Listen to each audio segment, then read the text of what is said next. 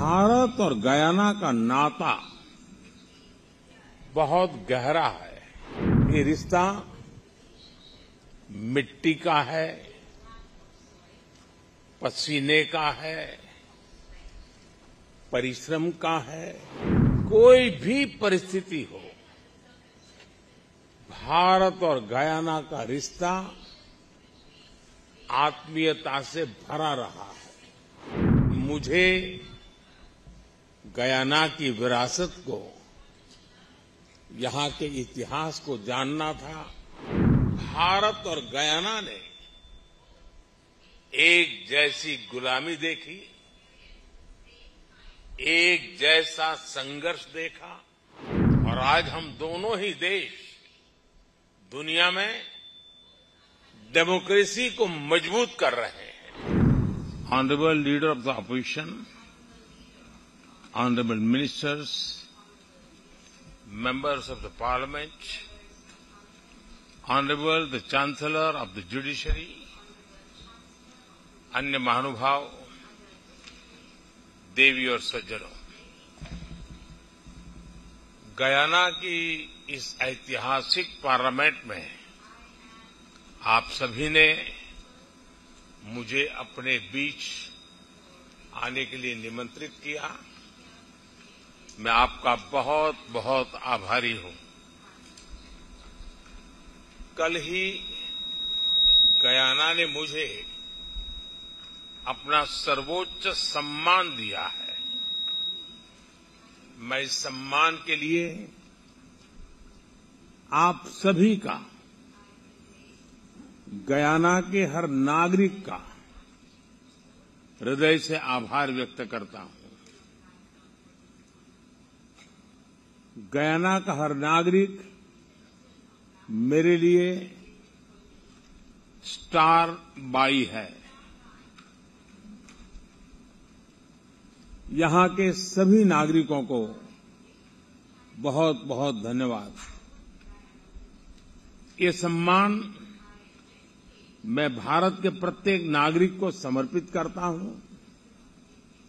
साथियों, भारत और गयाना का नाता बहुत गहरा है। ये रिश्ता मिट्टी का है, पसीने का है, परिश्रम का है। करीब 180 साल पहले किसी भारतीय का पहली बार गयाना की धरती पर कदम पड़ा था।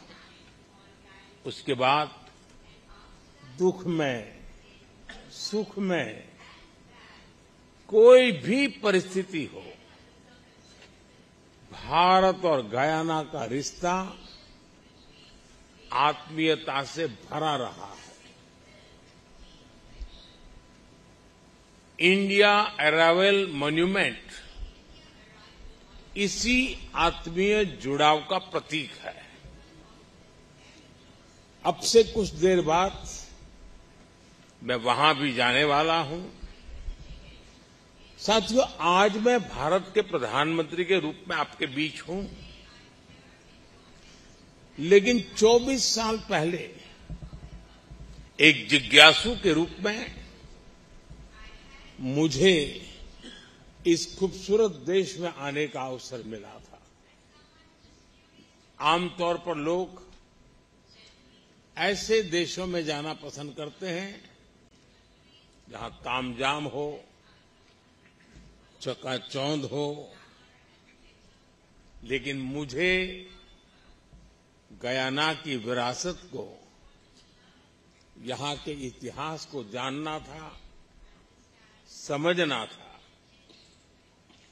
आज भी गयाना में कई लोग मिल जाएंगे जिन्हें मुझसे हुई मुलाकातें याद होगी। मेरी तब की यात्रा, उस यात्रा से बहुत सी यादें जुड़ी हुई है। यहां क्रिकेट का पैशन, यहां का गीत संगीत, और जो बात मैं कभी नहीं भूल सकता और वो है चटनी।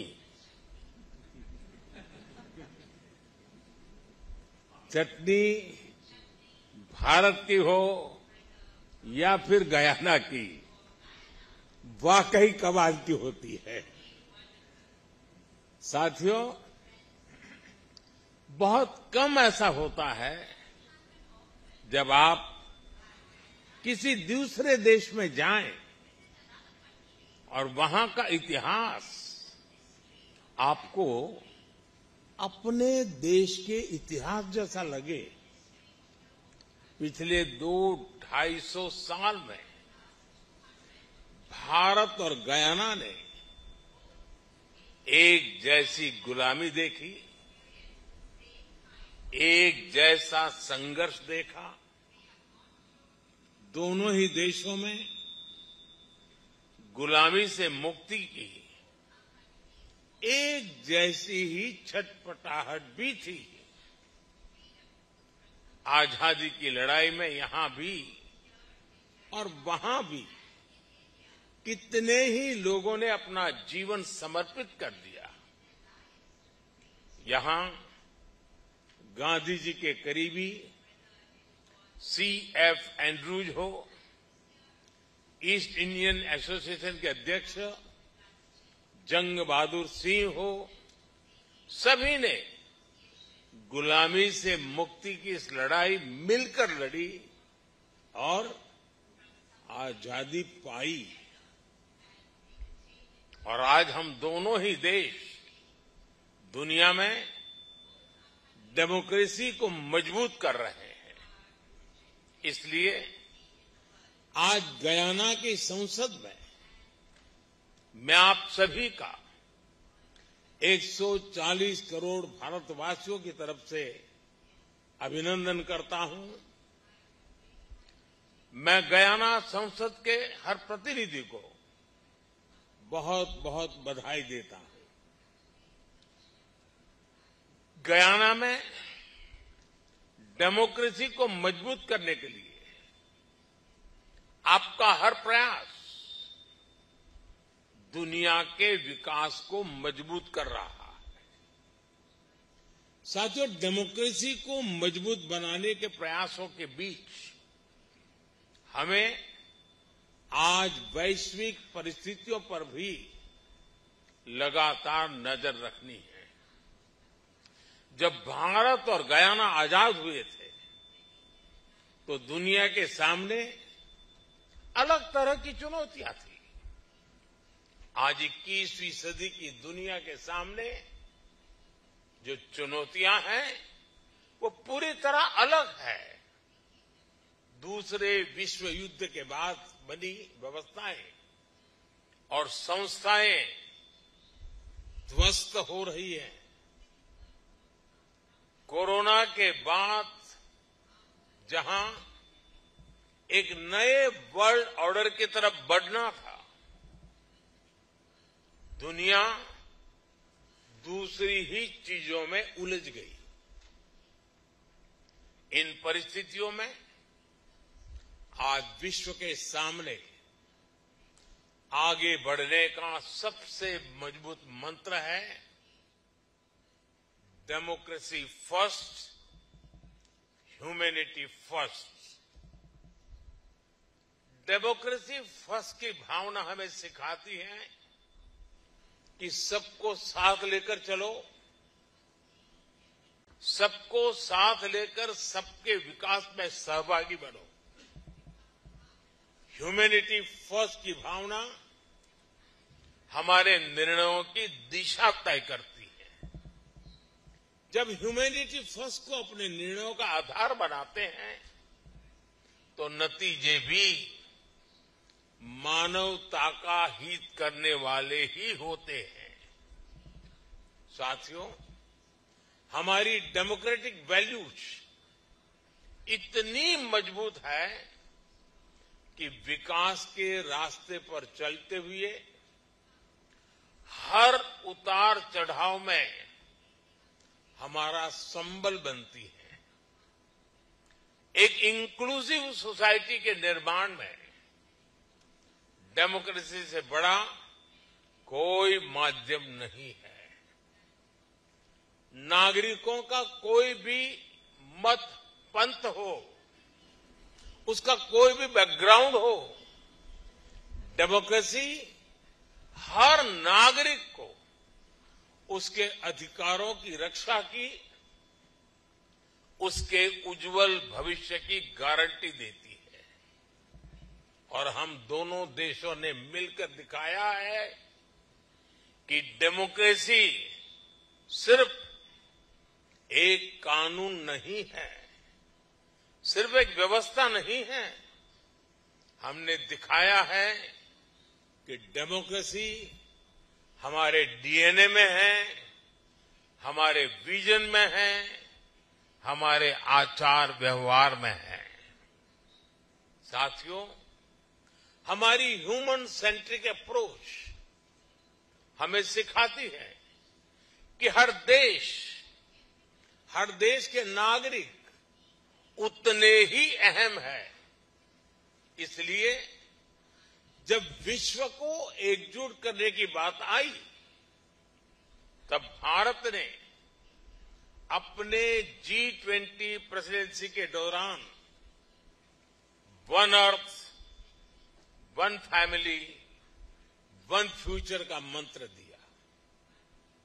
जब कोरोना का संकट आया, पूरी मानवता के सामने चुनौती आई, तब भारत ने वन अर्थ, वन हेल्थ का संदेश दिया।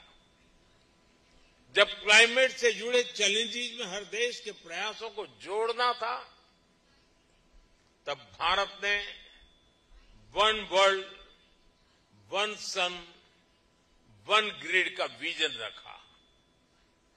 जब दुनिया को प्राकृतिक आपदाओं से बचाने के लिए सामूहिक प्रयास जरूरी हुए, तब भारत ने CDRI यानी coalition for disaster resilient infrastructure का इनिशिएटिव लिया। जब दुनिया में प्रो प्लेनेट पीपल का एक बड़ा नेटवर्क तैयार करना था, तब भारत ने मिशन लाइफ जैसा एक ग्लोबल मूवमेंट शुरू किया।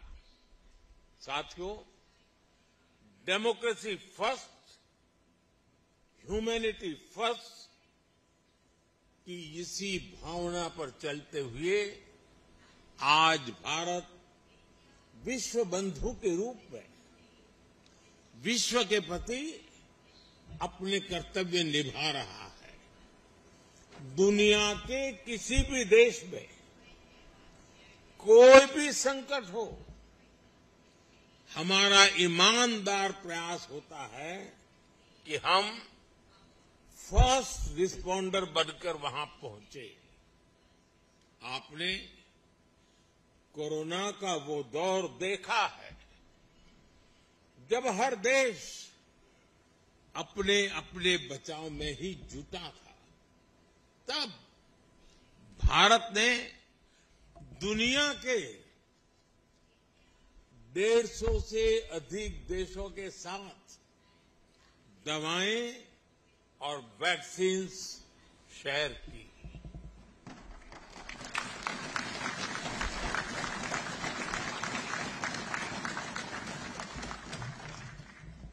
मुझे संतोष है कि भारत उस मुश्किल दौर में गयाना की जनता को भी मदद पहुंचा सका। दुनिया में जहां जहां युद्ध की स्थिति आई, भारत राहत और बचाव के लिए आगे आया। श्रीलंका हो, मालदीव हो, जिन भी देशों में संकट आया, भारत ने आगे बढ़कर बिना स्वार्थ के मदद की। नेपाल से लेकर तुर्की, और सीरिया तक जहां जहां भूकंप आए, भारत सबसे पहले पहुंचा है। यही तो हमारे संस्कार है। हम कभी भी स्वार्थ के साथ आगे नहीं बढ़े। हम कभी भी विस्तारवाद की भावना से आगे नहीं बढ़े। हम रिसोर्सेज पर कब्जे की, रिसोर्सेज को हड़पने की भावना से हमेशा हमेशा दूर रहे हैं। मैं मानता हूं, स्पेस हो, सी हो, ये यूनिवर्सल कॉन्फ्लिक्ट के नहीं, बल्कि यूनिवर्सल कोऑपरेशन के विषय होने चाहिए। दुनिया के लिए भी ये समय कॉन्फ्लिक्ट का नहीं है। ये समय कॉन्फ्लिक्ट पैदा करने वाली कंडीशंस को पहचानने और उनको दूर करने का है। आज टेररिज्म, ड्रग्स, साइबर क्राइम, ऐसी कितनी ही चुनौतियां हैं जिनसे मुकाबला करके ही हम अपनी आने वाली पीढ़ियों का भविष्य संवार पाएंगे। और ये तभी संभव है जब हम डेमोक्रेसी फर्स्ट, ह्यूमैनिटी फर्स्ट का सेंटर स्टेज देंगे। साथियों, भारत ने हमेशा प्रिंसिपल्स के आधार पर, ट्रस्ट और ट्रांसपेरेंसी के आधार पर ही अपनी बात की है। एक भी देश, एक भी रीजन पीछे रह गया तो हमारे ग्लोबल गोल्स कभी हासिल नहीं हो पाएंगे। तभी भारत कहता है, एवरी नेशन मैटर्स। मैं फिर दोहराऊंगा, एवरी नेशन मैटर्स। इसलिए भारत आइलैंड नेशंस को स्मॉल आइलैंड नेशन नहीं, बल्कि लार्ज ओशन कंट्रीज मानता है। इसी भाव के तहत हमने इंडियन ओशन से जुड़े आइलैंड देशों के लिए सागर प्लेटफॉर्म बनाया। हमने पैसिफिक ओशन के देशों को जोड़ने के लिए भी विशेष फोरम बनाया है। इसी नेक नियत से भारत ने G20 की प्रेसिडेंसी के दौरान अफ्रीकन यूनियन को G20 में शामिल कराकर अपना कर्तव्य निभाया।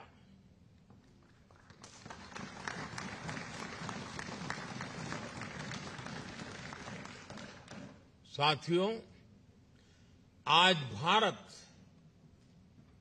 हर तरह से वैश्विक विकास के पक्ष में खड़ा है,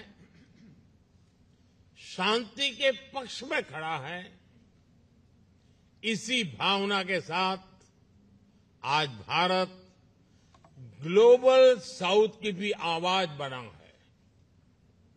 भारत का मत है कि ग्लोबल साउथ ने अतीत में बहुत कुछ भुगता है। हमने अतीत में अपने स्वभाव और संस्कारों के मुताबिक प्रकृति को सुरक्षित रखते हुए प्रगति करने का प्रयास किया है, लेकिन कई देशों ने एनवायरनमेंट को नुकसान पहुंचाते हुए अपना विकास किया। आज क्लाइमेट चेंज की सबसे बड़ी कीमत ग्लोबल साउथ के देशों को चुकानी पड़ रही है। इस असंतुलन से दुनिया को निकालना बहुत आवश्यक है। साथियों, भारत हो, गयाना हो, हमारी भी विकास की आकांक्षाएं हैं। हमारे सामने अपने लोगों के लिए बेहतर जीवन देने के सपने हैं। इसके लिए ग्लोबल साउथ की एकजुट आवाज बहुत ही जरूरी है। ये समय ग्लोबल साउथ के देशों की अवेकनिंग का समय है। ये समय हमें एक अपॉर्चुनिटी दे रहा है कि हम एक साथ मिलकर एक नया ग्लोबल ऑर्डर बनाएं। और मैं इसमें गयाना की आप सभी जनप्रतिनिधियों की भी बहुत बड़ी भूमिका देख रहा हूं। साथियों, यहां अनेक विमेन मेंबर्स मौजूद हैं। दुनिया के फ्यूचर ग्रोथ को प्रभावित करने वाला एक बहुत बड़ा फैक्टर दुनिया की आधी आबादी है। बीती सदियों में महिलाओं को ग्लोबल ग्रोथ में कंट्रीब्यूट करने का पूरा मौका नहीं मिल पाया। इसके कई कारण रहे हैं। ये किसी एक देश की नहीं, सिर्फ ग्लोबल साउथ की नहीं, बल्कि ये पूरी दुनिया की कहानी है। लेकिन 21वीं सेंचुरी में ग्लोबल प्रॉस्पेरिटी सुनिश्चित करने में महिलाओं की बहुत बड़ी भूमिका होने वाली है। इसलिए अपनी G20 प्रेसिडेंसी के दौरान भारत ने विमेन लेड डेवलपमेंट को एक बड़ा एजेंडा बनाया था। साथियों, भारत में हमने हर सेक्टर में, हर स्तर पर लीडरशिप की भूमिका देने का एक बड़ा अभियान चलाया है। भारत में हर सेक्टर में आज महिलाएं आगे आ रही है। पूरी दुनिया में जितने पायलट्स हैं, उनमें से सिर्फ 5% महिलाएं हैं, जबकि भारत में जितने पायलट्स हैं, उनमें से 15% महिलाएं हैं।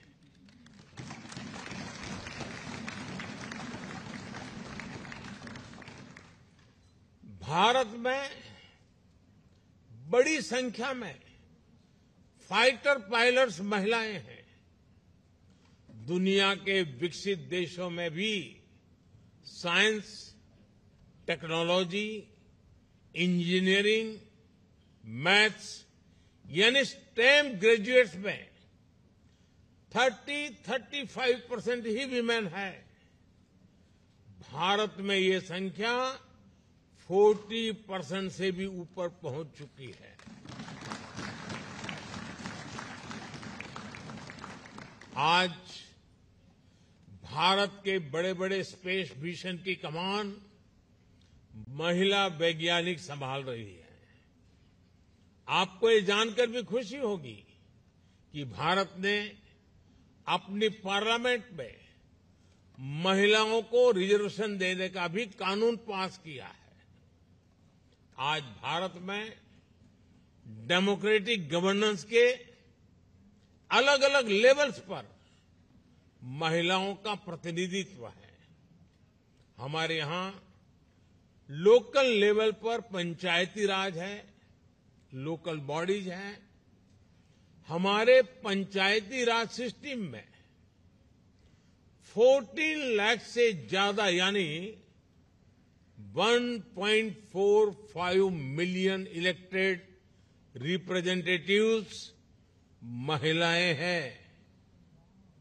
आप कल्पना कर सकते हैं गयाना की कुल आबादी से भी करीब करीब 2 गुनी आबादी में हमारे यहां महिलाएं लोकल गवर्नमेंट को रिप्रेजेंट कर रही है।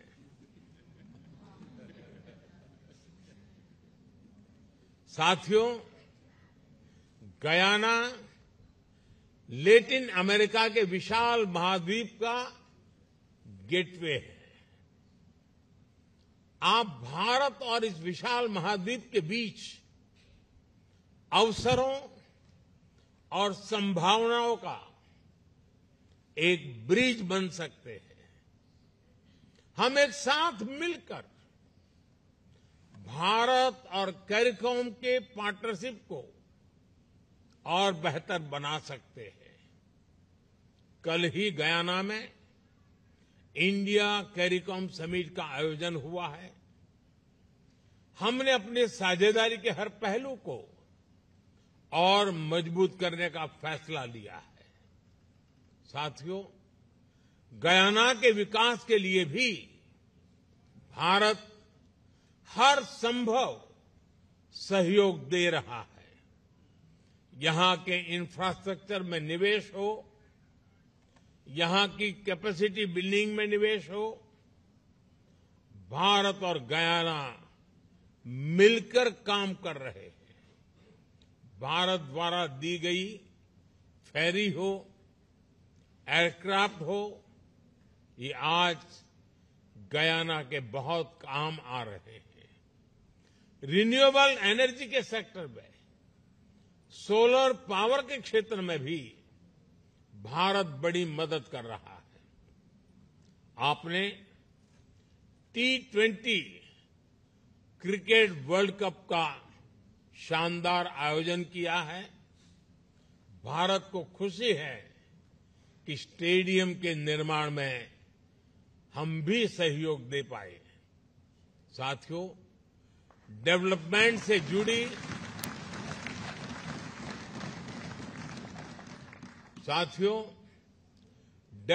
से जुड़ी हमारी ये पार्टनरशिप अब नए दौर में प्रवेश कर रही है।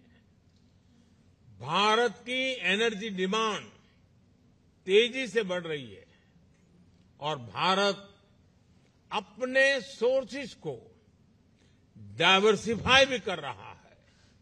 इसमें गयाना को हम एक महत्वपूर्ण एनर्जी सोर्स के रूप में देख रहे हैं। हमारे बिजनेसेस गयाना में और अधिक इन्वेस्ट करें, इसके लिए भी हम निरंतर प्रयास कर रहे हैं।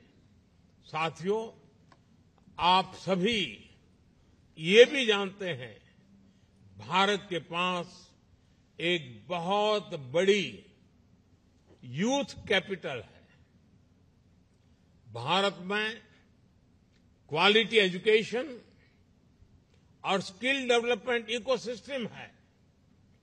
भारत को गयाना के ज्यादा से ज्यादा स्टूडेंट्स को होस्ट करने में खुशी होगी। मैं आज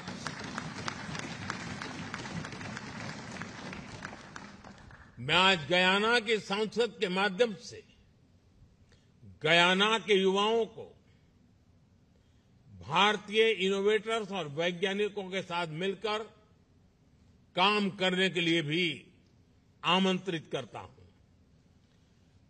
collaborate globally and act locally.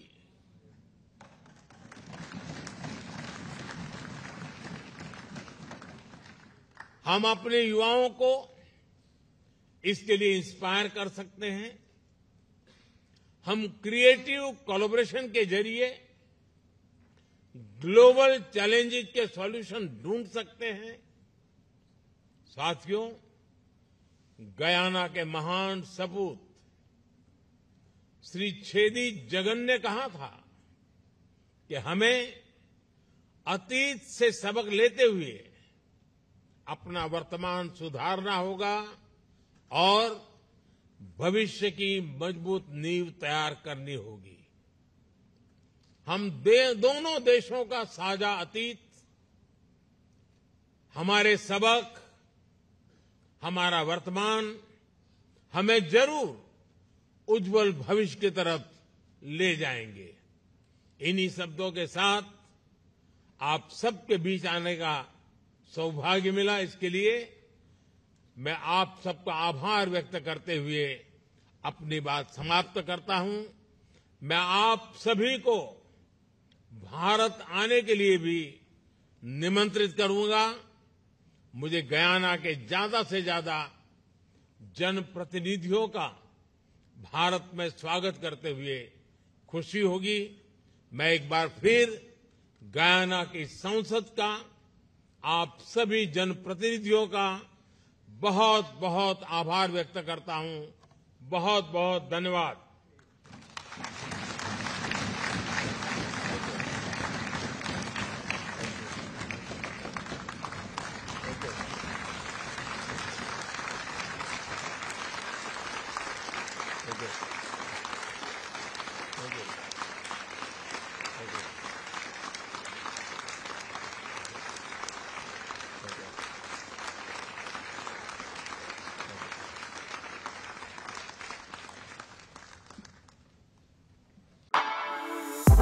For exclusive and insightful videos, subscribe to our new channel ABP Live Premium.